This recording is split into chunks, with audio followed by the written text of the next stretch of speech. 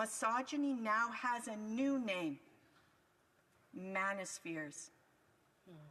There are clubs, podcasts, books, and influencers who use these platforms to radicalize young men, young males. There you have it, folks. The most dangerous threat to women living in Canada today is the manosphere, Nick Fuentes and Andrew Tate.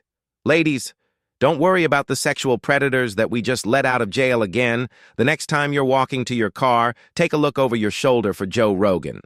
Simply banning users who engage in hate speech, deplatforming them, has been shown to reduce their reach. Legislatures must take action on this immediately. What you just said is a crock of shit. Well, the very next day, there was a report of a non-citizen in Barrie being convicted of raping a 13-year-old little girl and impregnating her twice. And the rapist had been given an adjournment to see what impact his guilty plea would have on what? His immigration status. Will the Liberals admit that they were wrong? On Friday, the Supreme Court struck down mandatory jail time for predators convicted of possessing child sexual abuse material. That decision is disgusting. These offenders weren't caught with a few files. They had hundreds of images and videos of children as young as 3 being tortured and abused. Yet instead of standing up for victims, this Liberal government stays silent. Why is this Prime Minister more interested in protecting pedophiles than protecting Canada's children from monsters?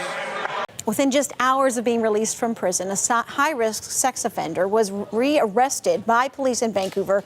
This happened yesterday, and it's raising concerns now about public safety and the rehabilitation process. In late October, a warning from Edmonton police. A convicted, violent sexual offender had been recently released from jail. A warning from police tonight about a convicted sex offender who was recently released from prison and is expected to live in Winnipeg. A repeat sex offender is back on the street, prompting Guelph police to issue another community warning. 36-year-old Medhani Johans walked out of a court in Guelph today after pleading guilty to 2 charges. On March 10th, he was arrested after allegedly once again breaking a probation order and not reporting to authorities, only to be released and arrested again 2 days later. I don't think there's anything worse that can be out there. A year ago, Surrey RCMP also warned the public about Brian Abrosimo after his release from prison. And a man accused of sexually assaulting a young child in Welland faced similar charges 4 years ago.